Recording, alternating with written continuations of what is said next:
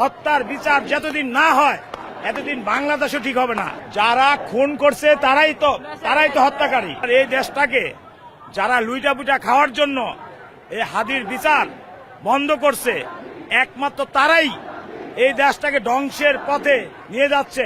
এবং এই হাদি হত্যার বিচার যতদিন না হয় এতদিন বাংলাদেশও ঠিক হবে না। এটা সত্য এবং রাইট। যখন কেউ হত্যা শিকার হয় তখন সে যদি একটা বিচার চায়, বিচার চাইতে গিয়ে যারা আসে তারাও যদি হত্যার মতো শিকার হয়ে যায়, তাহলে আমরা কোন রাষ্ট্রে বসবাস করছি? কেউ হত্যা হইতেছে, ঠিক আছে, এখন সে বিচার চাইতে আসছে, এখন তারা হত্যা করা হইতেছে, তাহলে আমরা গণ অভ্যুত্থান কেন ঘটালাম?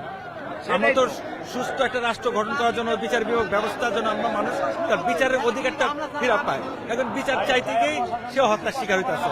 আজকে বিচার চাইতে আসছে, মানুষকে গুলিবিদ্ধ করে পাঠা দেওয়া হয়েছে সবার ঢাকা মেডিকেল। এই রাষ্ট্র থেকে চায় না রে ভাই। সরকারকে অবশ্যই আহ্বান করবো আপনার সুষ্ঠু তদন্তের মাধ্যমে, এবং আমাদের একটা দাবি আছে জাতিসংঘের মাধ্যমে আমাদের এই বিচার ব্যবস্থাটা খুব দ্রুত যেন শেষ করা হয়।